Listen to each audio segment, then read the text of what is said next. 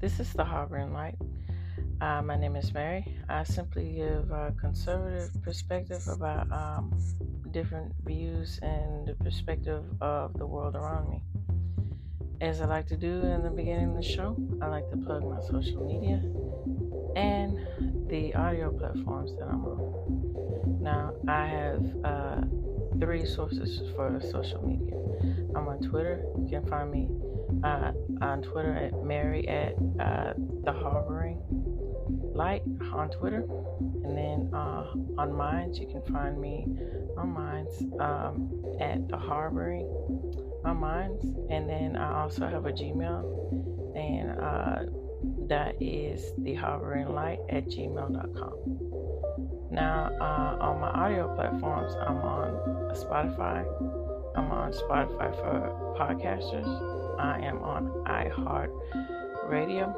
I am on Audible, and I am looking to grow to where you find audio streaming devices or your favorite, whatever your favorite audio streaming device is. I'm on that.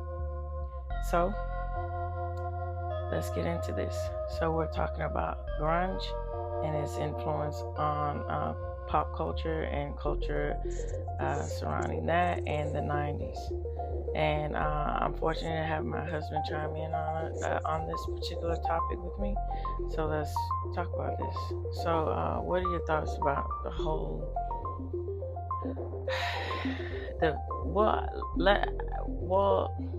let me start saying, like, the feel of grunge and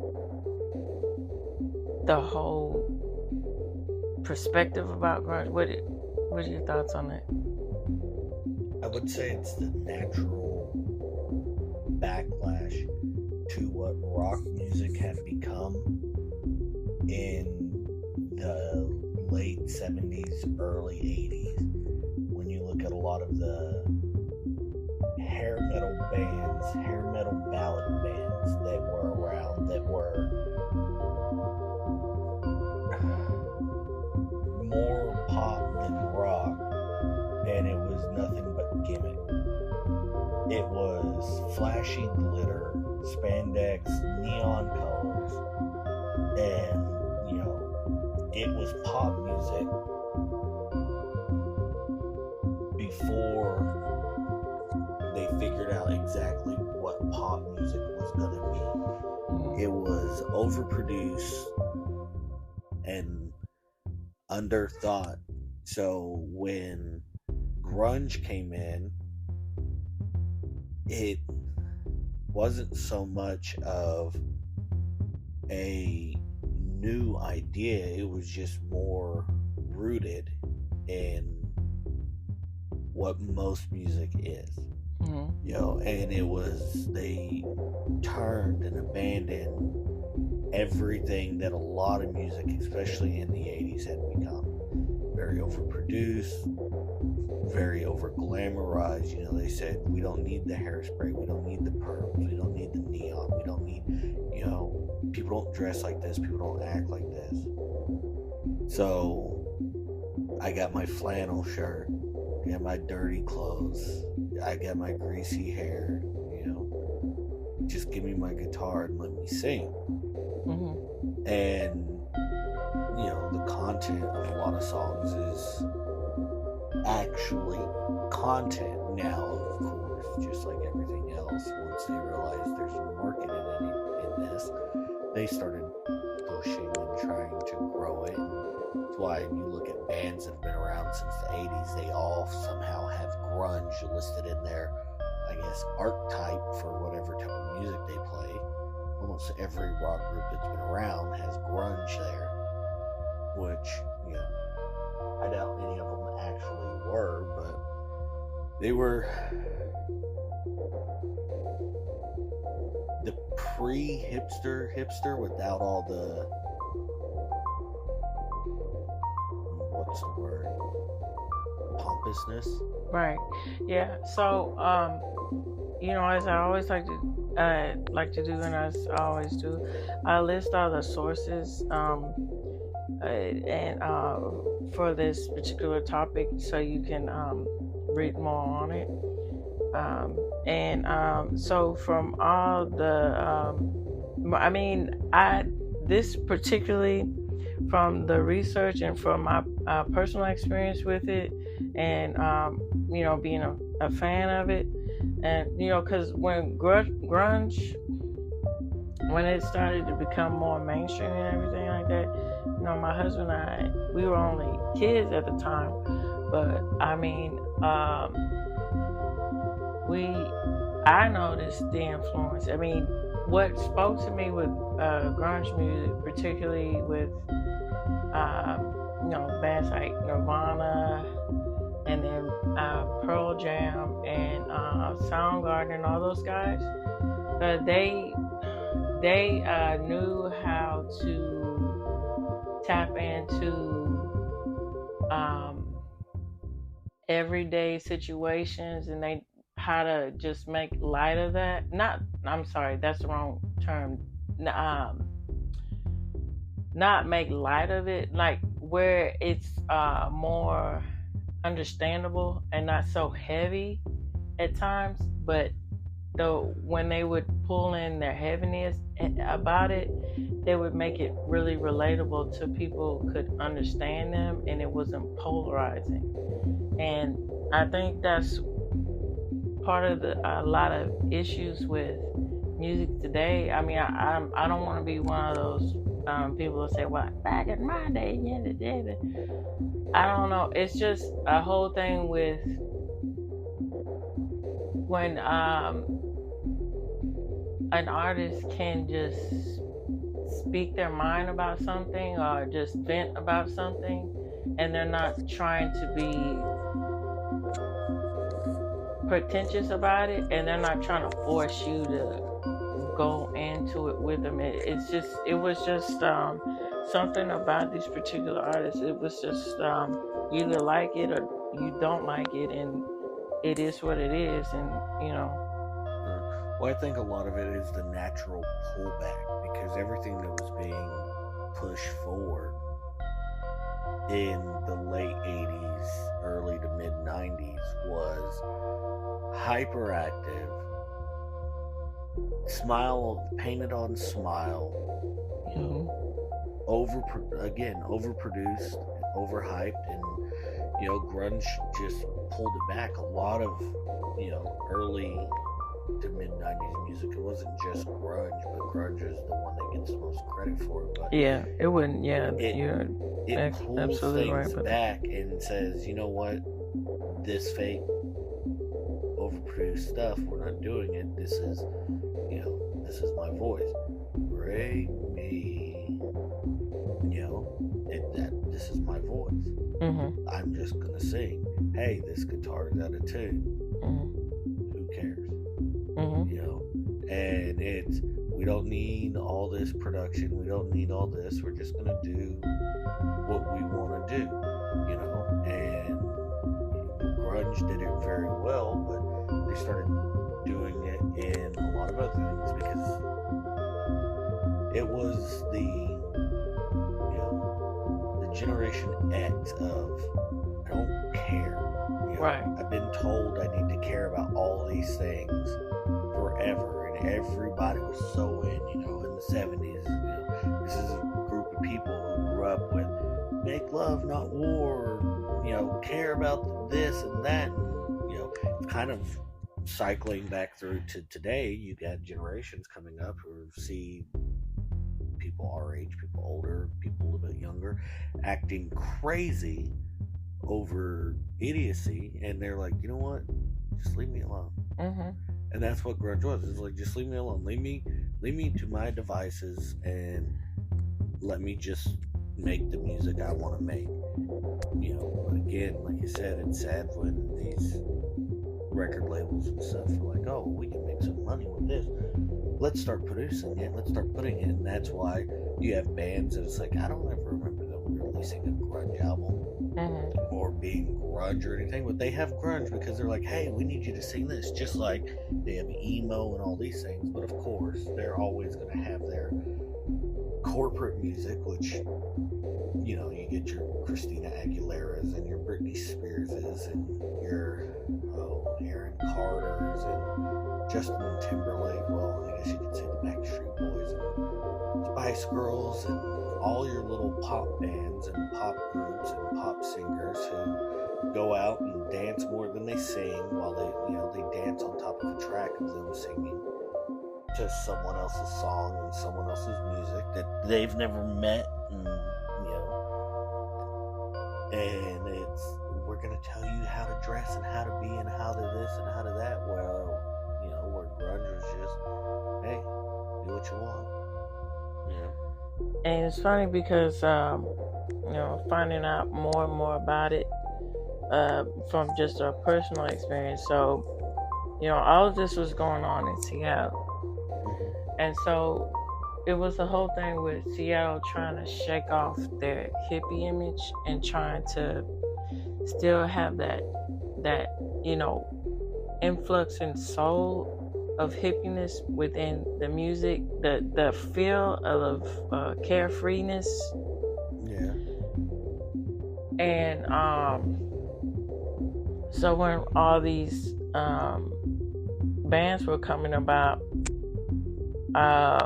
they were trying to meld their way into their own sound. And so bands like Mudhoney, which was more indie, and then Soundgarden, and then Alice in Chains and Nirvana is quoted as the band that just launched and catapult. Yeah, they took it mainstream. Yeah, and even though they were completely against it, they had the idea of, we want people to hear our music. And Kurt Cobain on multiple times saying that he hated it. He didn't like being in the limelight. He didn't want to be famous. He just wanted to play his music. And doing what he wanted to do got him to a position that he didn't want to be in. Right. But it's funny that you bring up Seattle and the Seattle music scene. Because we talked about this before, but not on the show, but just together personally. It's funny how with every genre of music, every different regions have like a different thing. Like grunge, people listen to grunge music in Texas, but when you think grunge music, you think the Northwest. You think Seattle. Mm-hmm. When you think 80s rock, not kind of metal, but 80s, 70s, 80s rock and roll, you think Cleveland, Ohio. Mm-hmm. The North. Right. When you think rap, you think East Coast rap, and you think West Coast rap. You got SoCal rap, and you got the Bronx rap. The same thing. You got Southern rap in Georgia, Mississippi, Louisiana, Texas. Mm-hmm. Well, even with rock and roll, you got Southern rock. You got Leonard Skinner doing their Southern country rock. You got Pantera, especially in the age of grunge. Mm-hmm. They were metal. Yeah. But they weren't metal. They were Southern rock. They were the Cowboys from hell. Mm-hmm. And they were royalty in Texas, especially through the 90s and 2000s. They loved being from Texas. That's why they all lived in Texas. So that's why they bought mansions in Arlington and in the areas that they grew up. And it's one of those things that they can uniquely say, we created this Southern rock, this Southern hard rock. Funkadelic doesn't get to claim that. Pantera gets to claim that. And it's funny that when you think of certain types of rock music, you get certain locations, but you also get the aspect of those locations. So like you said, Mudhoney, Nirvana, Soundgarden, most of them got their start in Seattle, right, you know, in the Northwest, where they're, you know, hanging out. Like, you have Utah was big around the late 80s, early 90s into anarchy. We're gonna rebel. The Sex Pistols. We're gonna rebel, and we're gonna be anarchy, and, you know, Mohawks, and just anything and everything against, you know, the government, against law and order. You know, we're gonna go straight anarchy. Do what you want, be how you want, so on. Well, you know, you get to Seattle and it's like, hey, chill, relax, you know, hang out, do what you want, be what you want, but, you know, just calm down a little. You know, you get down to Texas, where we're located, and it's, you know, walk. You know, you get Cowboys from Hell, you get walk. You know, and then you do get the, you know, my mama told me, and it's all from what you're saying. You know, Leonard Skinner is that older group who, you know, started forming taking the rock and roll, the bluegrass, the southern feel, molding it together, and bringing. Then you get Pantera taking the angst of people who grew up through the 70s, through the becoming adults and adolescents in the mid to late 80s, and having to deal with that, like, always on that coke. You know, that you're on. Yeah, because the whole LA scene, you know, particularly with the hair, you know, hair glam band, right? That was all LA, you know, for the most part. And, Right. you know, and then just that whole scene was just access all the time. Right. And, you know, the fight back to that is, you know, can't you see I'm easily bothered by persistence? You know, and it's, we're fighting back, like, hey, we don't give a damn about what you're saying. You know, we're doing what we want. Right. You can't market us, don't. You know, Pantera blew up. I mean, they blew up, and they blew up hard. They blew up fast, and unfortunately, just like Nirvana and a lot of the other greats, you know, they're ridden in tragedy, but they brought a sound that is uniquely them. You know, they brought a regional sound. Right. Nirvana and Soundgarden and Mudhoney, they brought a regional sound. They made this synonymous with this area. The Seattle music scene. When you say the Seattle music scene, the thing people think about is grunge. Even today, even though all the hipsters are there, and, you know, they try to say it's this and it's that and it's all these other things, like, no. You know, it's you go to anybody and they'll say, oh, Seattle music? Oh, Nirvana. Right. And it's funny you say that about with the hipster scene and everything, because you know, back in its heyday with grunge, and they were able to make their own sound and create and everything, because it was a whole tight-knit culture. It was a whole community that's supporting them, you know. And I think it kind of goes along with tying in to the tapestry of their music and everything. They even got local support as far as food culture goes about, because there's this particular deli, and I will link all this, you know, and this particular podcast or all of my reading sources. So they're still up and running as far as I know. The Dick's Drive-In. So they would support them. They, you know, and it was a whole lot of artists, especially grunge artists, that would come and everything. And then, you know, all the food was reasonable, and, you know, they were able to do what they needed to do, and not have to worry so much, per se about being a starving artist and all that, because the food at the time was affordable for them. But it was just so many restaurants, and they would flock to and it would support them and everything. It was just a whole community of support and everything with it. Yeah, but that's kind of the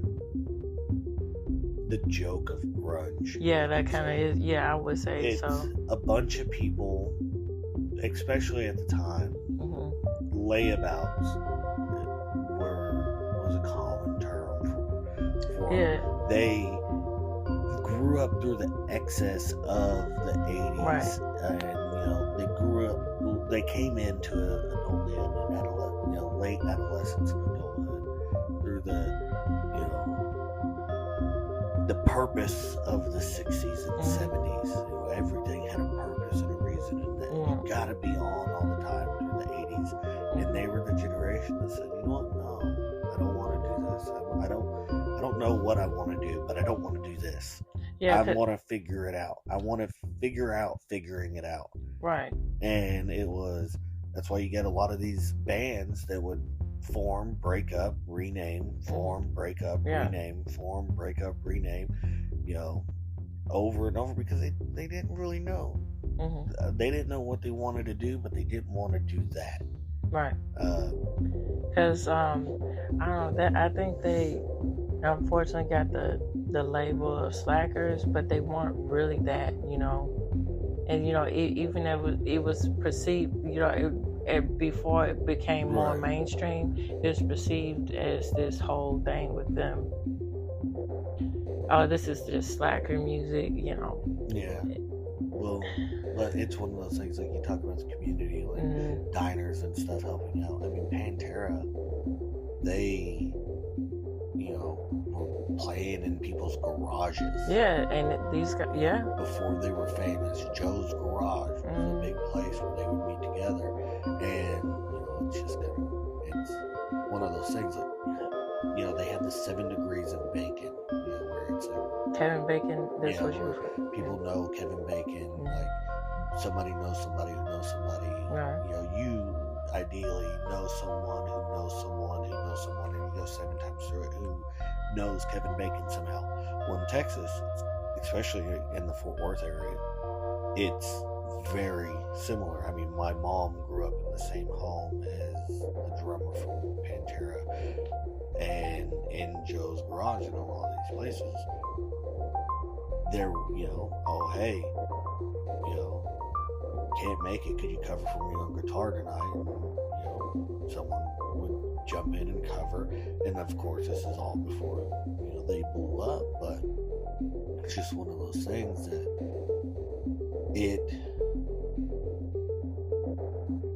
it goes around to where you don't know who you're helping.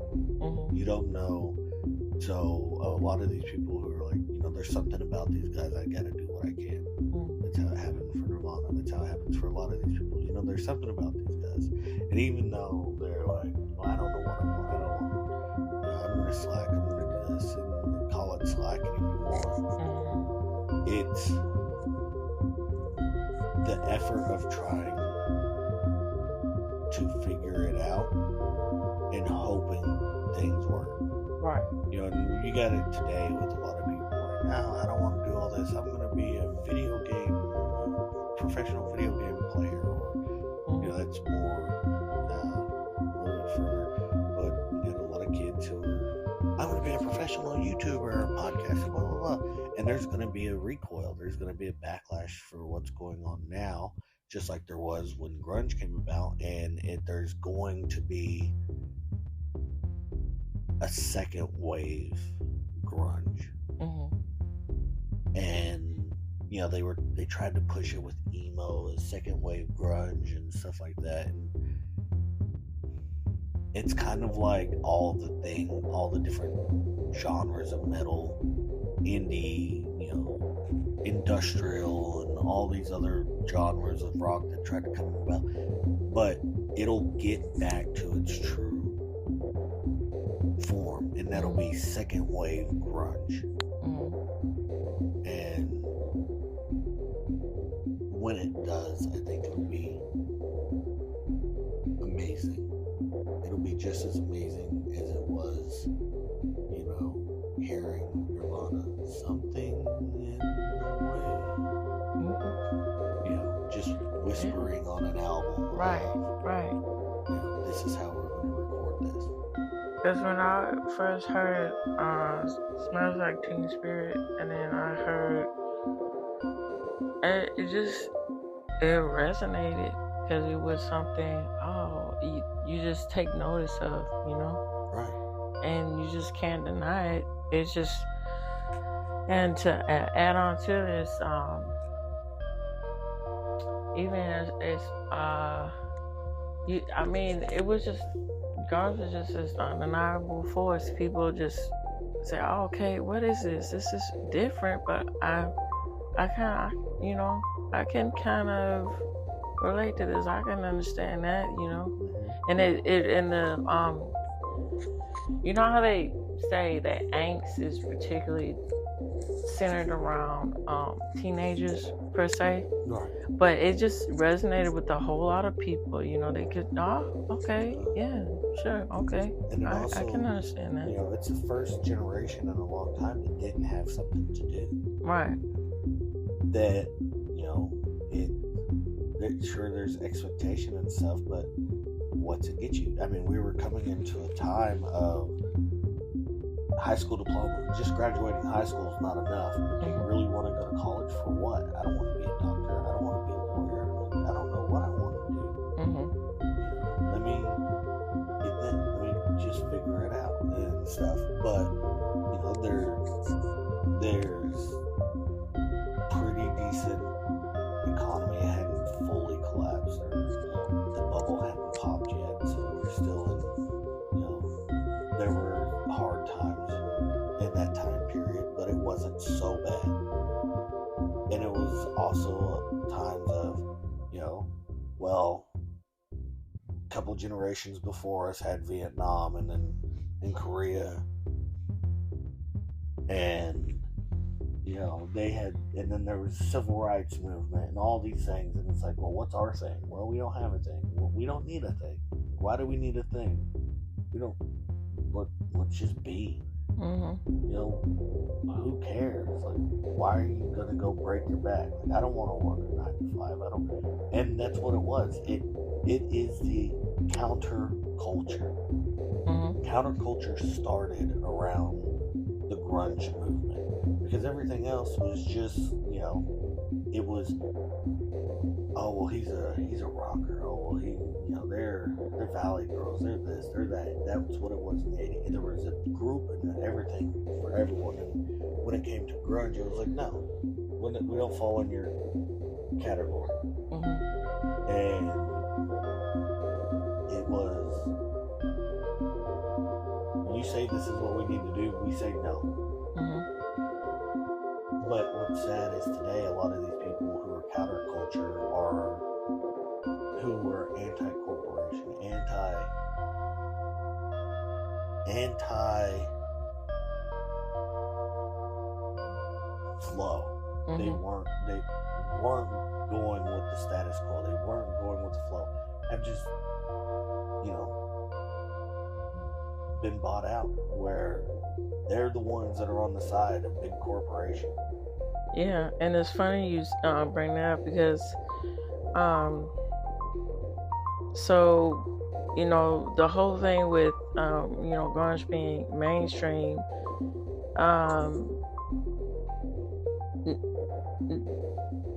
I kind of, I can see from their point of view, but I don't know. It's just one of those things where when something's good, it's somebody, you know, people are bound to notice.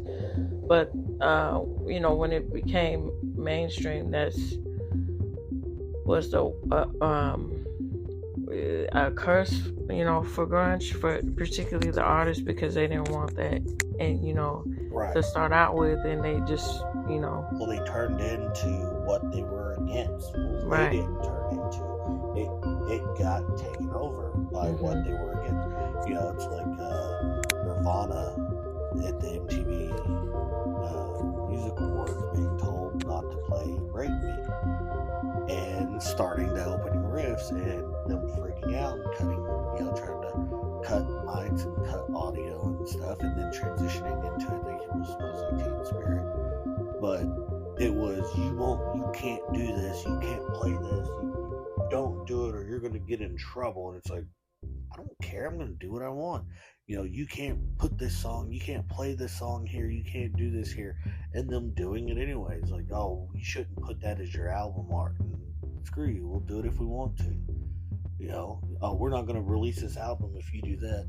Don't. We'll do it ourselves.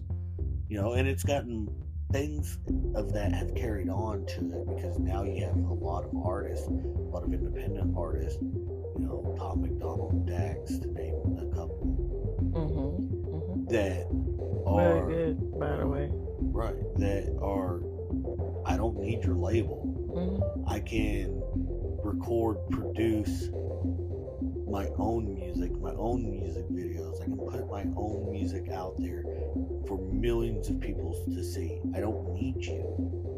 I don't need you to go worldwide.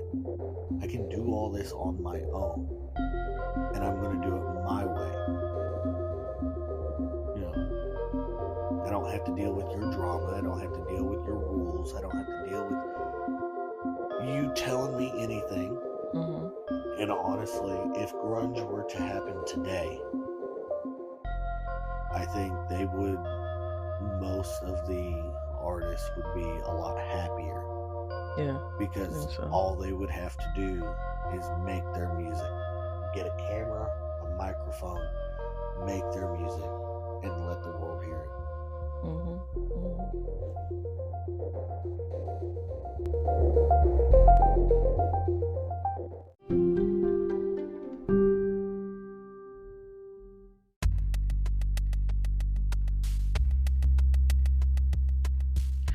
So,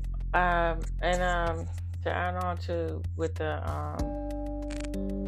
mainstream and the undeniable force, I think Mike Judd got it really correct, because you with that is something you have to notice and pay respect to, but at the same time, you know, see the humor about it, everything that's going on around you. So, for instance, Beavis and Butthead, and then let's go on to that after I'm talking about King of the Hill. So, there's this particular episode of King of the Hill with Bobby, and I'll link the particular episode in this podcast. So, you know, it's just Bobby just so off the hand mentioning, hey, you know, this up and coming comedian, and he's like, hey man, I'm Eddie Cheddar, right? And when it's kind of obvious that he's talking about Eddie Vedder, right? And then Hank not understanding, what are you talking about? What is this? And you know, because he's doing this riff with Cheese, trying to mimic what the comic is doing, and it's just like, it's just making its way into mainstream and you know, taking a notice of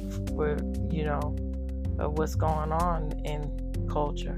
Yeah, and you know, it's one of the things most of King of the Hill, Beavis and Butthead, you know, they tried remaking it and it didn't really work. Right. And you know, Daria, a lot of those shows, they can't be redone. Hell, most of the music from that time couldn't be done today, and people like it, but they like it because they're not listening to it. They're not listening to the things that the artists are saying in the music. They like it because, oh, well, Nirvana's okay to like. No one has canceled Nirvana yet. Nobody said anything against Nirvana yet.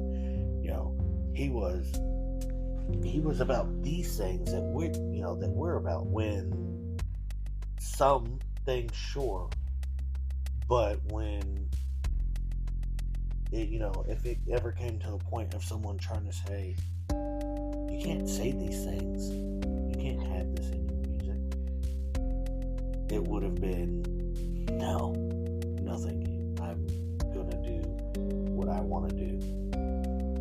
You're not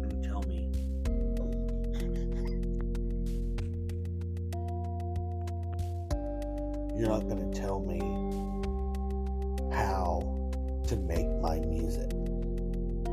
Well, you won't be famous if you do this. I don't care. I'm not doing this to try and be famous. And that's exactly what it would have been.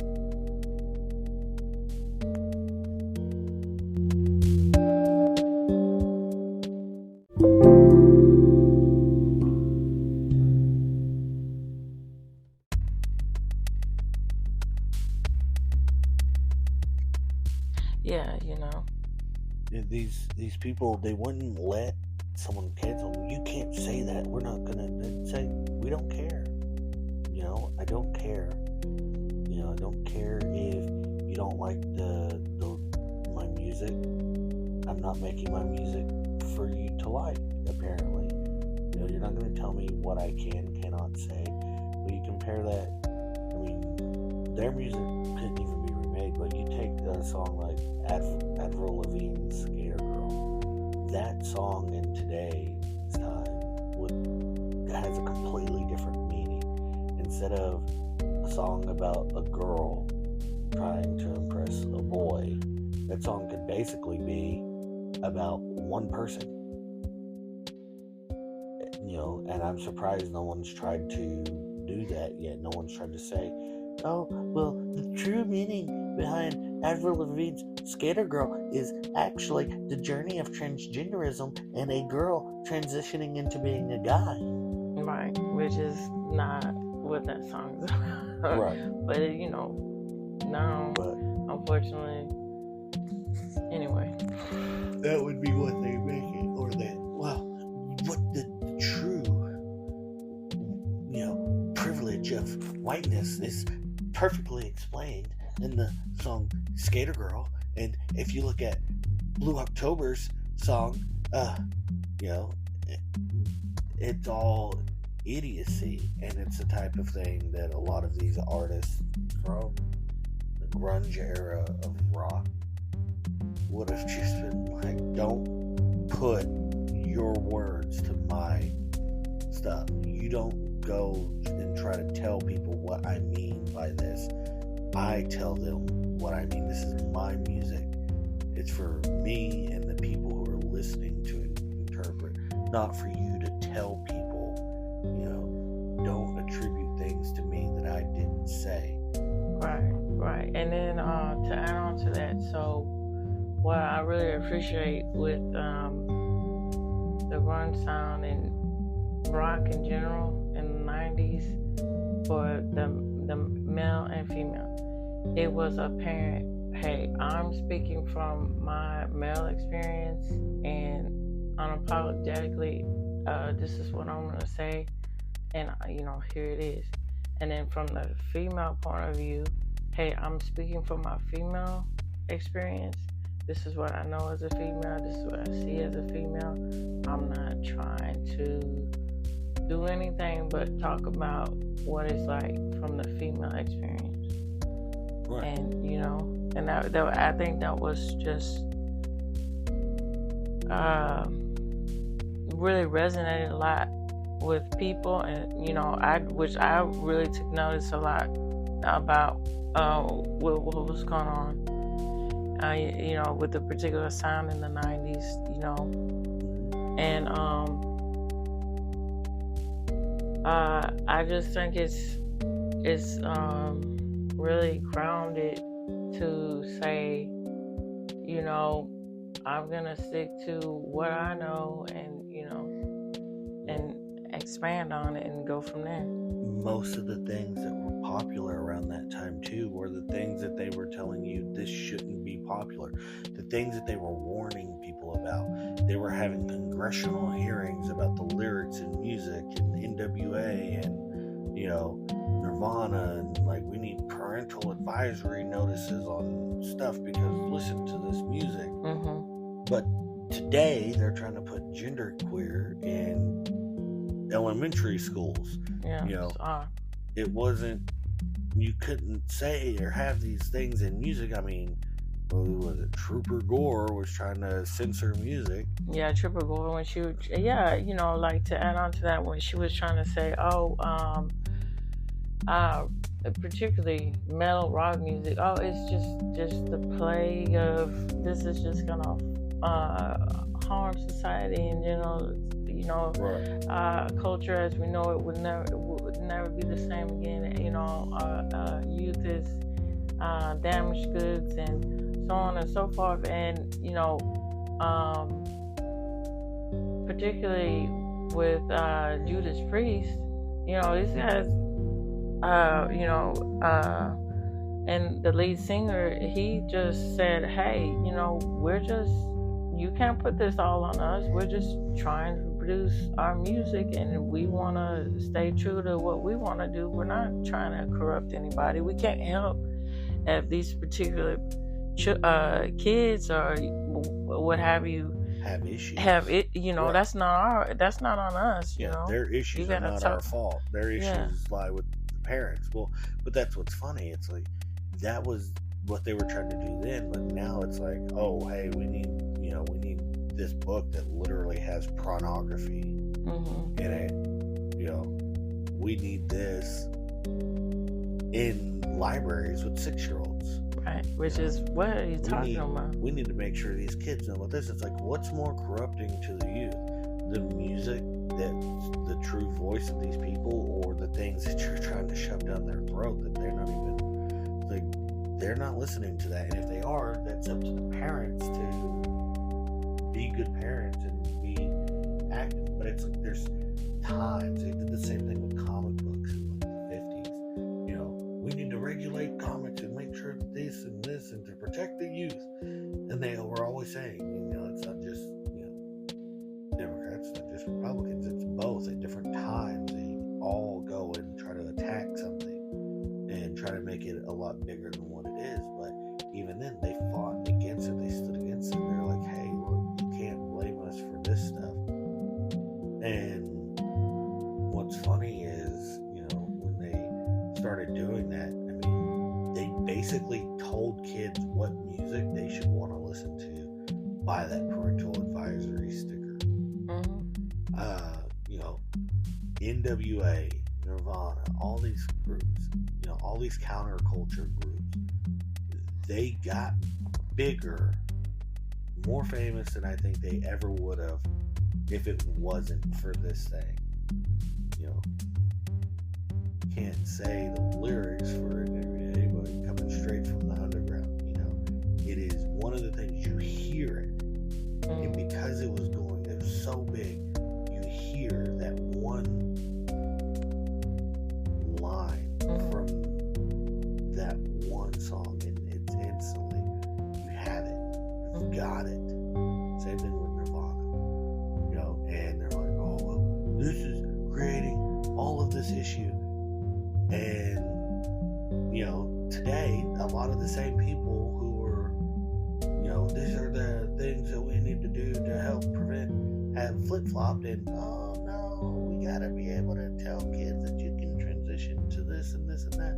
And, you know, they want to take stuff, you know, well, this isn't what this actually meant, and this isn't what that actually meant, and it's actually this and actually that, and all this, because they want to rewrite history. They want,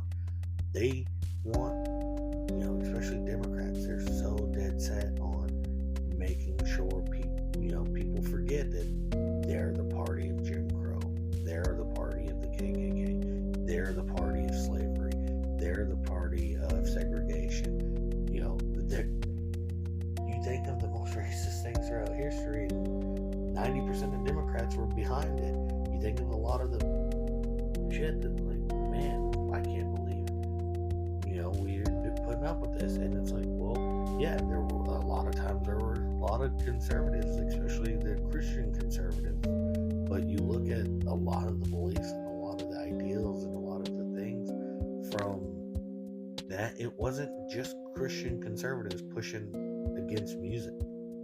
Christian conservatives could be blamed for comic books, but you can't really blame them a whole lot for the music.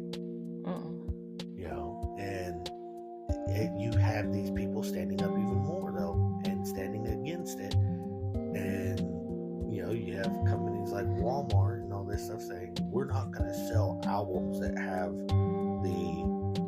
I think Walmart and Kmart and a lot of these places, we're not going to sell albums that have the parental advisory sticker. We're only going to sell ones that are safe for children, so parents, you don't have to worry because we're not going to sell it.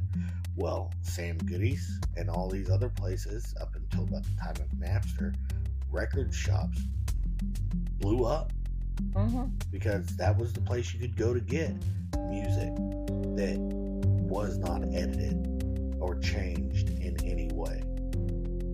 Right. You know, and you know, come the advent of Napster in the late 90s, mid to late 90s, and like, well, I guess I don't need to go to Sam Goodies. If they were smart, they would have invested heavily in blank CDs and stayed open. You know, Build-A-Bear Workshop, Sam Goodies, build your own album. You know, helping people. It's the type of thing, you know, iTunes, you can buy just one song and save it. Imagine if you could go to a Sam Goodies, and for anybody who doesn't know, Sam Goodies was not necessarily a record store, wasn't the typical music store where they sell sheet music and stuff, but yeah, it would have been considered a record store, but CDs and music of all different genres, all different stuff to go and browse through. They had stands to where you could listen to it and things like that. But imagine if it was, hey, instead of fighting against this, how about we utilize this? Hey, you can make your own album, sell the music per song, 50 cents a song, 75 cents a song, whatever. You can have it burned onto your own CD. We will burn it for you, give you a case and a printout of all the stuff, $20. And all the record labels get the music because they're selling just per song, the same way iTunes does, and the same way iTunes started doing shortly after Napster and stuff. And people have their CDs, and then it takes away a lot of the urge of going to that friend's house and trying to download a song and not knowing whether or not you actually got the real song. I don't know, you know, how many friends I had that would download music and download a song and it'd say it's a song and it'd be something completely different. But sometimes you got some gems, man. You got some stuff and it said it was this one song and it was something that somebody just made and called it that because they knew it'd get downloaded a lot. And then in the song they say, hey, this is so and so and this is my new song, blah blah blah. And it's like, man, that slaps. Yeah. But if Sam Goodies would have been like, hey, this is for sure this song, or if you'd like, here's the whole album.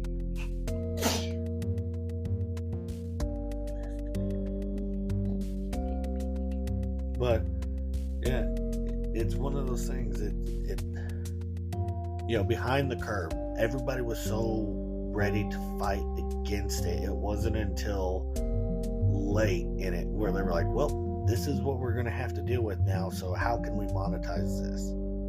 How can we make money off of it? Well, what if we're the ones selling the individual songs and we're doing this and we're doing that? You know, it's just like with, you know, YouTube and stuff. It's record companies, it's record labels, it's all these advertising agencies and stuff that want to maintain control, saying, well, we don't agree with this, we don't like this, we don't, so stop it. You stop it. And that's why grunge in the 90s, that's why all this stuff blew up. They said, no, we're not going to. You're not going to tell us what we can say. You're not going to tell us what's okay to say. We're going to say what we want to say. We're going to say what we feel we need to say. Right. Absolutely. That's what Nirvana did. That's what NWA did. That's what a lot of these groups did. And Soundgarden, you know, all of, and then Pearl Jam. Don't get me started on Pearl Jam. They just both. They well, let me touch on Soundgarden because they talked about poverty and all types of, you know, aspects of that nature.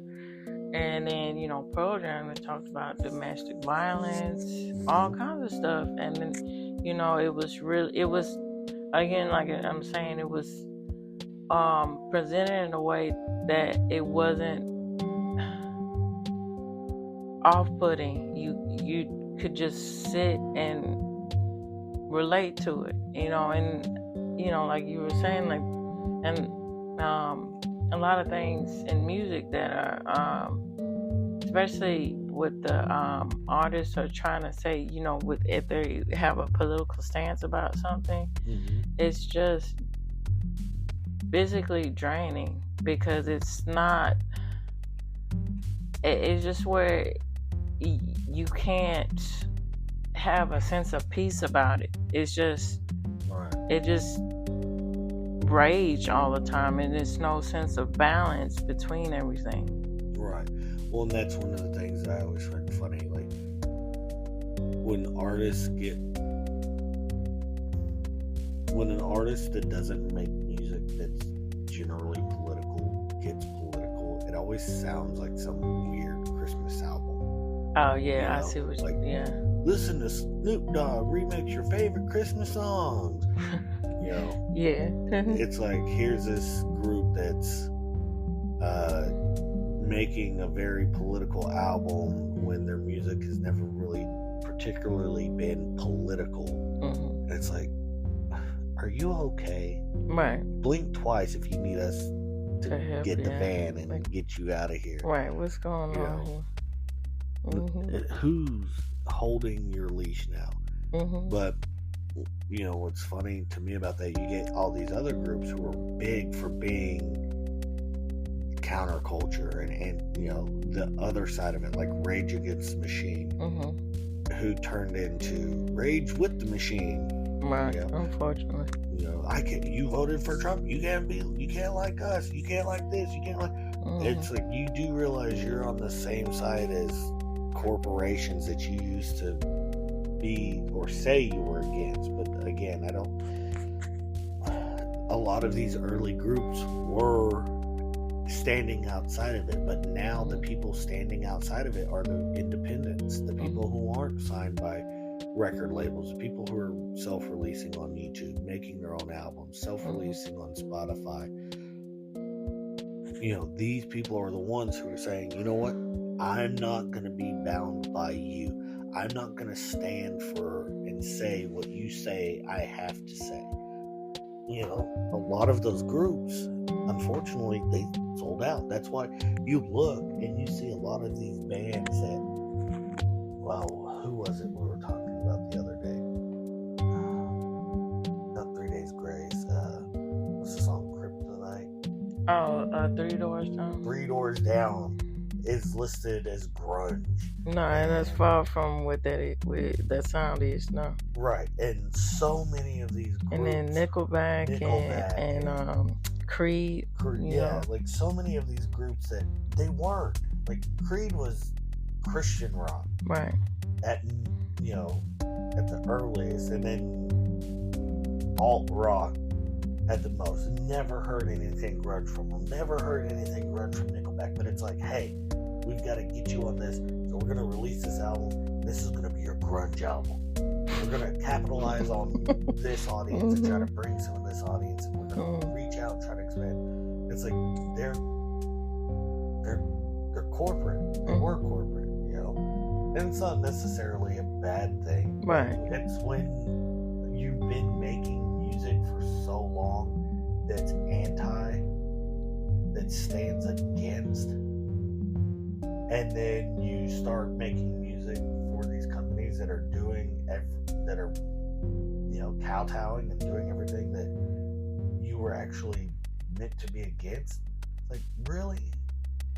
You just look like a hypocrite. What's funny to me, I think it was Ice Cube getting a lot of slack because he did the contract with Black Americans that he took to Trump because he was having meetings with Trump. Now all of a sudden he's not black. I think it was Ice Cube. Was it either Ice Cube or Kanye West? No, Kanye West got a lot of slack for it, but Ice Cube, I believe it was Ice Cube as well. He was like, hey, they might try to kill me. Stuff I'm saying.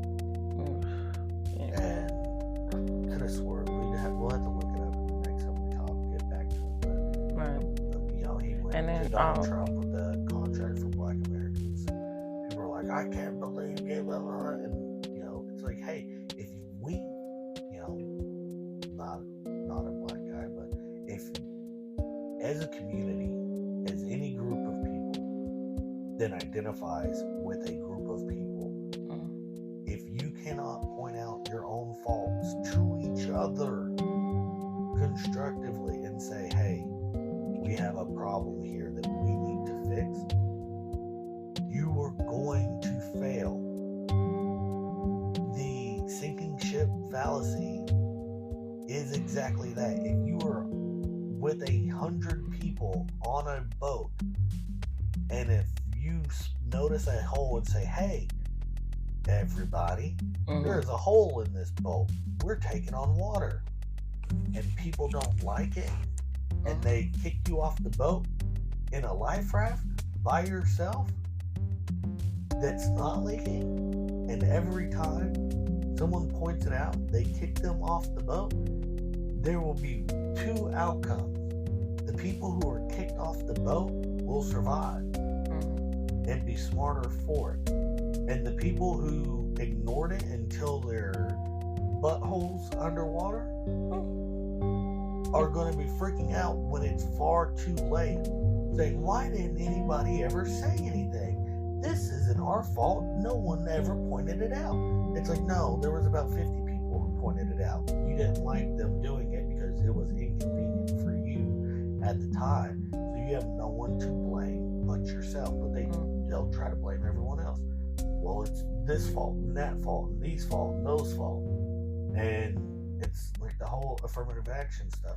Well, we have to have it because if we don't, we won't get a shot anymore. It's like, you're saying that things are as bad or worse today than they were before, even though, you have people of all different races, sexes, sexual orientations, and creeds in positions of power.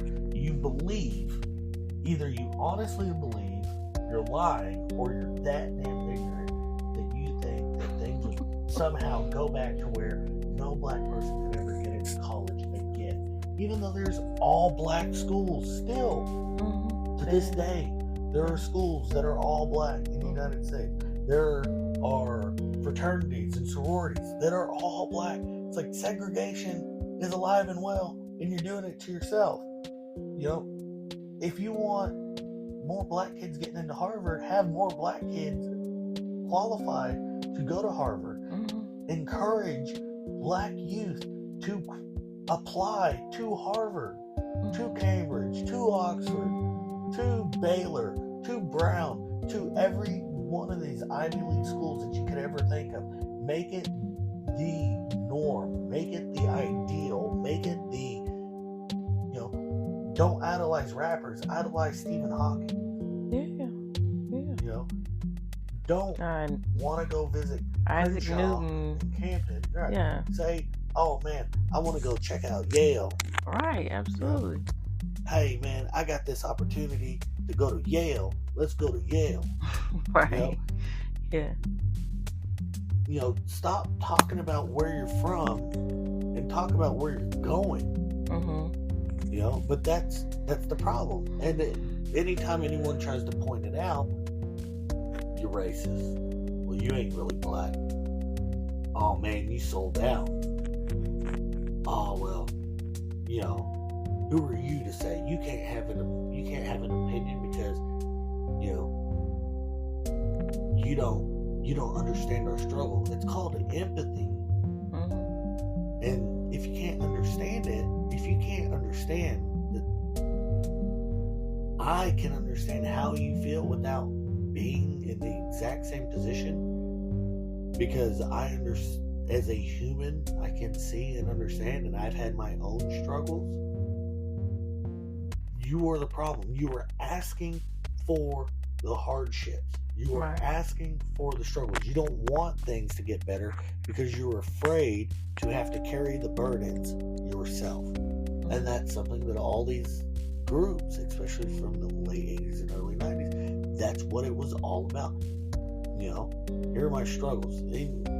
Sometimes the struggles weren't much of nothing, but I don't know what I want to do. But it was, these are my struggles. Right. But that's a big problem with a lot of the youth. It's a big problem, if you can blame someone other than yourself. 10% of all your problems might be someone else's fault. But you're still responsible for the 90. Even if you say 30% of all your problems are because of someone else, there's still 70% that you can fix. Yeah. And if you fix that 70%, then as a community, you work on the other 30. Right. Once you only have that 30% of problems remaining, it's easy. Right. That stuff's easy to fix. But all these people are saying, hey, don't worry about the problems we cause ourselves. That's none of your business to worry about. This other thing that actually doesn't affect us as much, that affects us less, and this is all communities, all groups. Right. These things that actually don't really affect us as much as the negatives that we bring upon ourselves or that we're doing ourselves. This is what's important. This is what needs to be fixed. This is what needs to be the primary focus of everybody throughout the world. Right. Even though fixing this isn't going to change what we're doing to ourselves. Right. And see, this is just my opinion, and this is particularly why I'm working on a series to where I do a deep dive into music and its effects on culture and whatever political, all the different facets of that. But particularly with grunge, to launch this whole music deep dive that I'm going to continue out, and I'm working on doing it a daily one and a monthly one, and melding all that together to where you get all of these analyses coming out frequently. So keep a lookout for all of this. So particularly with grunge, in my opinion, I think they were able to touch whatever creed you are the same way that Michael Jackson was able to do. Because if you were white, black, from Far East Asia, from India, from wherever, something about his music resonated with people, and people took notice of it. It doesn't matter if you're black or white. Yeah, well, okay.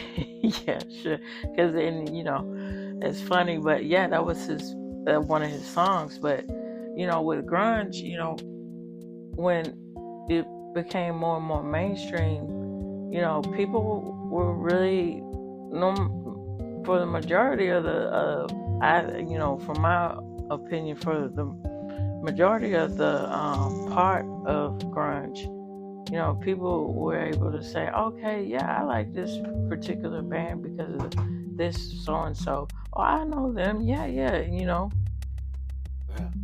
Well, it's something that I've noticed, and it's something that I've noticed that has gone away. So, when I was a kid, I think we were in Arkansas, maybe. and his friend Quentin, and another friend Ryan. We all lived in the same apartment complex, and Quentin was black. Mm-hmm. His single mother. He had a couple of little sisters, older brother.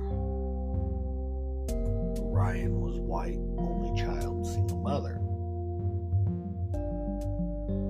Oh, I'd gotten a tape. I think it was a Matchbox 20 tape. Yeah. It was, I think it was a single. And we went, I took it over with me to,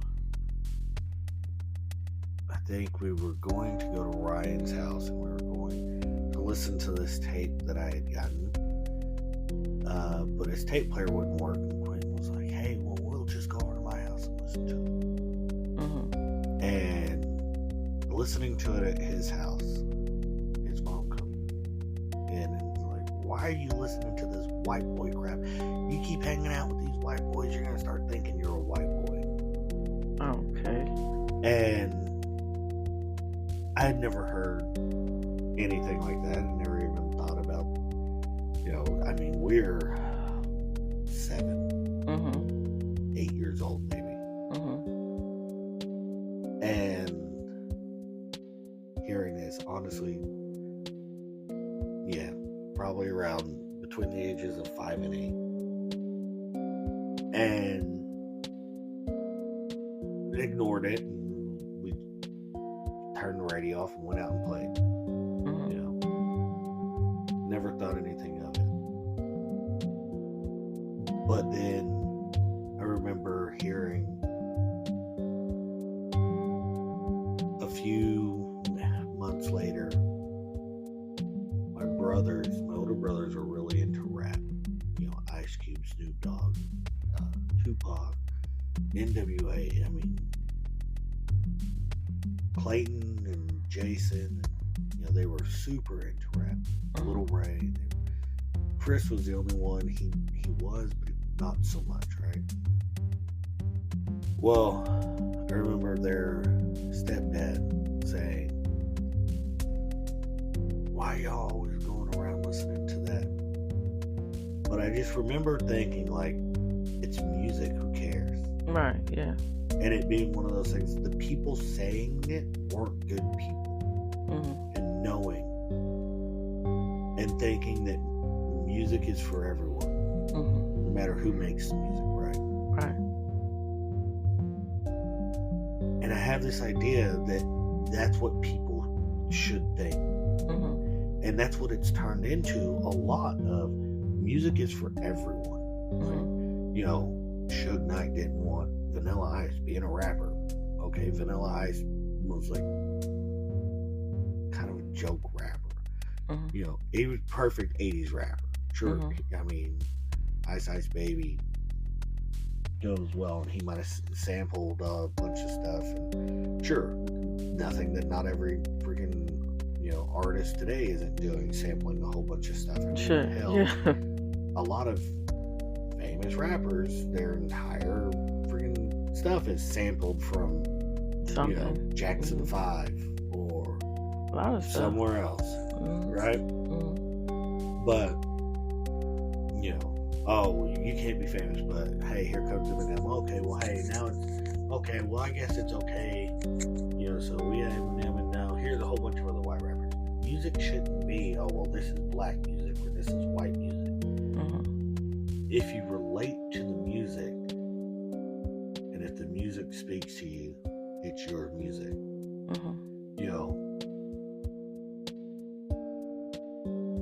It shouldn't expand beyond that.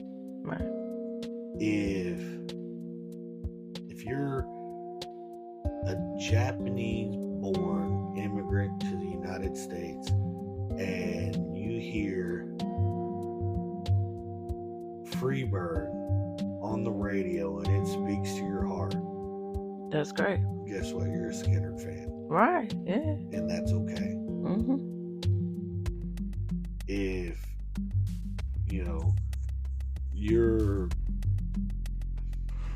a North Korean refugee or an Iranian refugee who gets to the United States, and you hear the thunder rolls and the lightning strikes, and it touches you and brings a tear to your eye.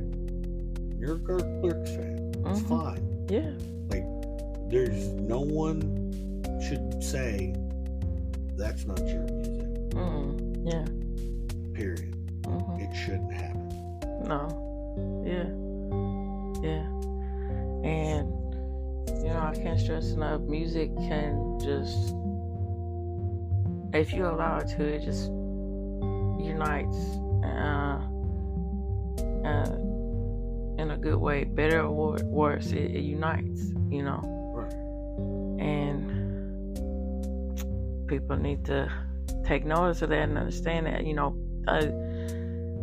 it's a lot of people do, but it's that mix of people that don't, that does not, what it's just really kills and dies down music, and that's very unfortunate. And it seems like now whoever has the loudest voice, that's what wins. But I'm just glad to see that, you know, people are starting to rise against and say, hey, you know what?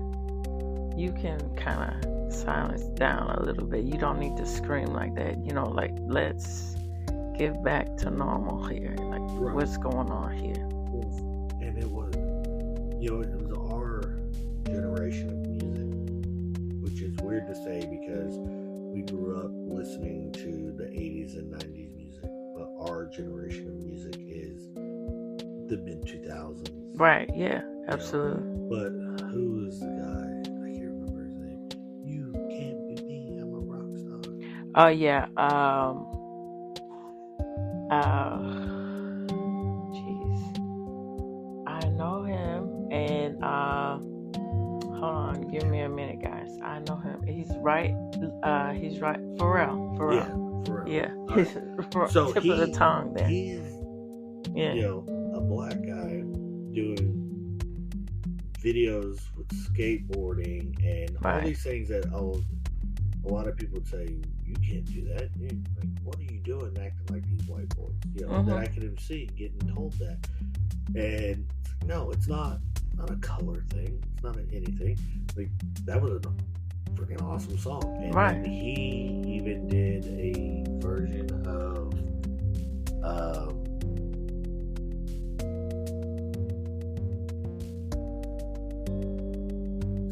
is it Rolling Stones? I'm not sure about that. It's a song about a devil. I can't even remember the name of it. But is it The Devil Went Down to Georgia or no? Not that one. No. I would need my phone to look it up. I can't remember the name. Hold on, give me 1 second. Go ahead while I look this up.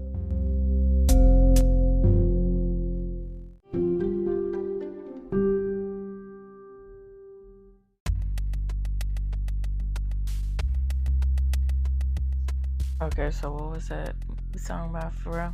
So he does a cover of, well, it's not so much of a cover, he's kind of remixing and doing it with Rolling Stones, but Sympathy for the Devil. Oh, okay. And it's an awesome version of it. It's, you know, and it's a great blend, and it just works.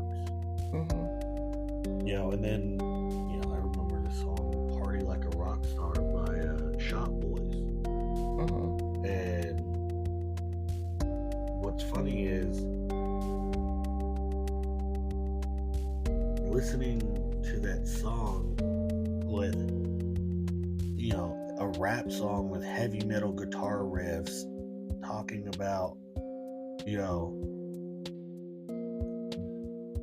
mudding and doing a bunch of things that, you know, most people, especially back in the day, would that's things that white boys do. That's you can't be doing that. That's not things that Josh Jones, like, who says? Like, the people saying this thing, that these are the things, those are the people you shouldn't be listening to. The people who say you can't listen to that music, don't listen to them. You shouldn't sing that music, don't listen to them. You only have to give the people you don't need to be listening to a minute to talk, and then you can quickly understand that, okay, hey, this person shouldn't be listened to, because, like, there's no reason why anybody shouldn't be allowed to like whatever music they want. Period. You know, if you're a black man and you like Nirvana, rock on. You know, if you're Korean and you like Wham, all right, yeah, indeed. Hey, man. If George Michael's your spirit animal, okay, who cares? Sure. It doesn't matter, and it shouldn't be for this type of people or that type of people. And that was one of the things of Grunge. It's like, hey, we don't have, our audience is whoever listens. I can't remember who said that, but, you know, somebody at some point was asked about their fans, who their fans are, what type of people their fans were, and it was around the time of all the censoring and trying to get stuff, and it was, our fans are anybody who buys our albums. You know, whoever it is that's buying our albums, they're our fans.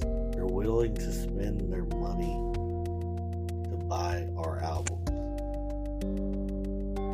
You know, nothing more than that, nothing less than that. Right, absolutely.